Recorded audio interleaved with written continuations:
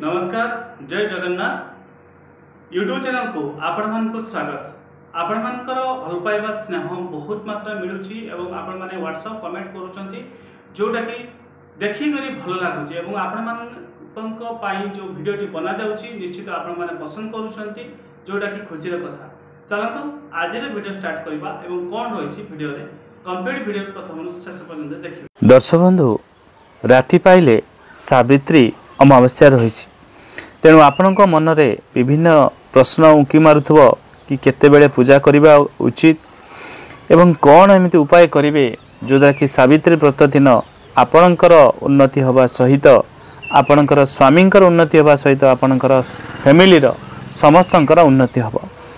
Complete video को प्रथम शेष पर्यंत देखिए। निश्चित आज मैं केतोटी उपाय मध्य कहिबी एवं सठिक समय मध्य कहिबी जो समय रे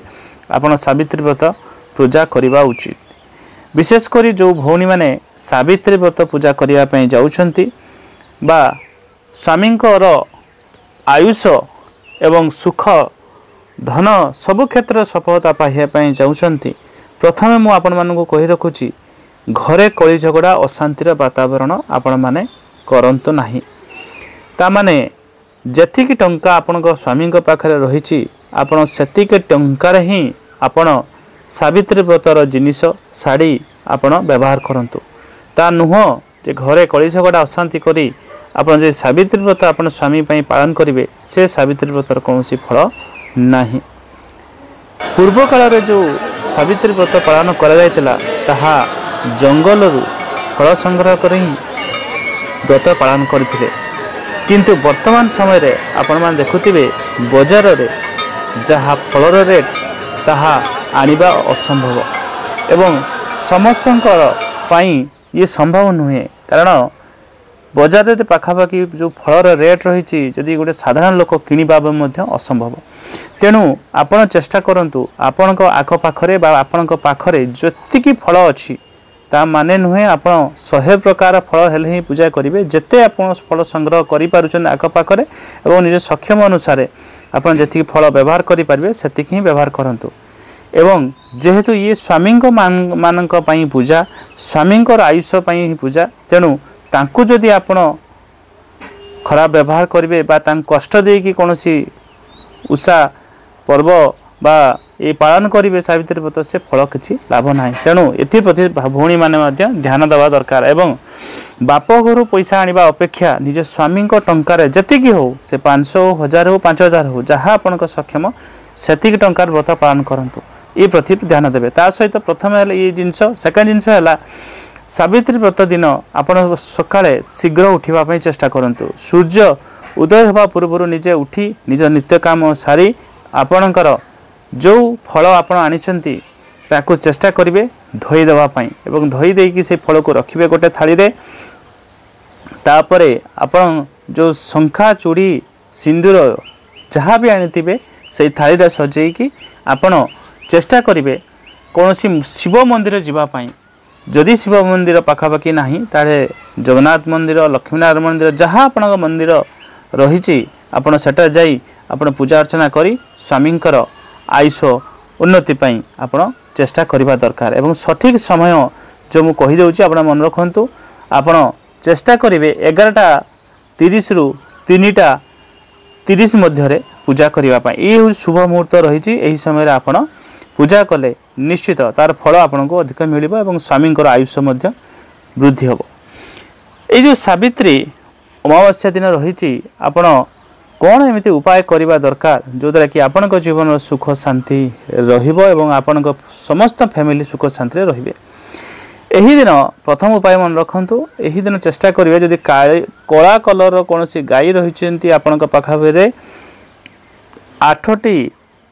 लड्डू जहाँ आपण गौ माता को खाइबा पई दियंतु एवं तांकर परिक्रमा करंतु एवं तांकर गाईर जो लांज रोची से लांज को आपण 8 थर निजर देह को झाड़ी दियंतु देखिबे आपण जीवन जो समस्या रही प्राय तो 60% कमी जीव जदि संभव हुए ताहले ये उपाय आपण करंतु। तापरे कोला कुकुर को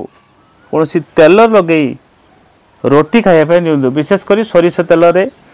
रुटी तैयारी करके आपण तेल लगेगी से जो रुटी को कला कुकुर खाया दिंतु यही दिन देखिए बहुत किसी बेनिफिट मिल। अस्वस्थ गछ परिक्रमा करंतु यही दिन सकाळ समय मिठा क्षीर बा क्षीर किसी मिठा जिन पकई आपण अस्वस्थ गछ मूल चढ़ातु दीप गोटे अर्पण करेंगे एवं से दीपरे मध्य सरिष तेल दीप हेले आहरी भल। मंत्रटी कहुदे मंत्र को पढ़िकी आपण निश्चित जो रहिला अस्वस्थ गछ चारिपटे परिक्रमा करिया। मंत्रटी होउची ओम सम शनिश्चराय नम। एही नम मंत्र को पढ़िकी आपण परिक्रमा करंतु ये आपण पई जीवन सबु क्षेत्र सफलता आपण को दब एवं शनिदेवंकर कृपा आपण को प्राप्त हब एवं आपण पई जीवन सबु किछि समस्या धीरे धीरे दूर हब। तापरे आउट उपाय मते कहि दउची 800 ग्राम रो सोरिष बा तेल कला कपड़ा वो नील कलर कौनसी वस्त्र आपण दान करंतु ये भी आपण को पई बहुत लाभकारी दब एवं शनि पीड़ारू मध्य आपण मुक्ति देवा सहित आपण घरे सुख शांति वातावरण रहिबो। विशेष करी आपण अस्वस्थ गछ जो परिक्रमा करुथिबे आउट मध्य उपाय करि पारिबे हनुमान चालीसा पढ़ी आपण परिक्रमा मध्य करि पारिबे ये भी आपण पई बहुत लाभकारी दब। विशेष करी जदि एही दिन आपण स्थापना करि पारंती कोला घोड़ार नाल जदि आपण निजर जो मुख्य द्वार रही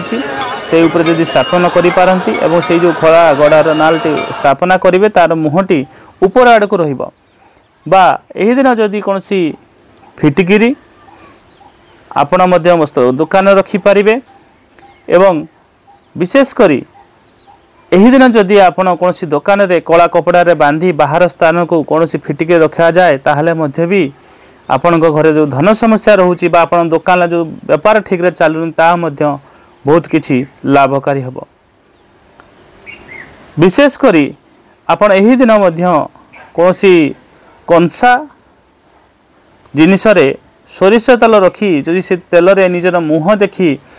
दान करंती ताहले भी मध्य शनि पीड़ा मुक्ति मिलता है एवं शनि भगवान अपार कृपा आपण पर रहिबो।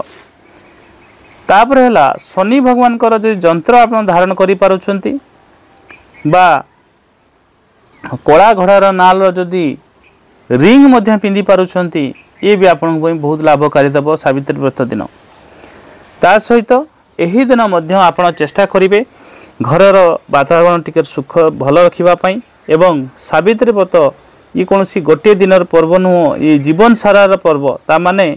गोटे दिन स्वामी को पूजा कले जार किसी फल नहीं जदि जीवन सारा स्वामी को पूजा आपण करि पारंते निश्चित तार फल आपण मिलिबो ता माने नुहे आपण गोटे दिन भगवान आपण स्वामी को पूजा करिवे किंतु बाकी 364 दिन तांको कष्ट देबे अशांति देबे घर कली झगड़ा करिवे ये कौन सी फल मध्य मिलि न था। तेणु सबुबेले स्वामींकर भक्ति एवं पति परमेश्वर सेहिति पई कह जायछि कारण आपनक पई आपनकर भगवान होचने आपन स्वामी। धन्यवाद नमस्कार।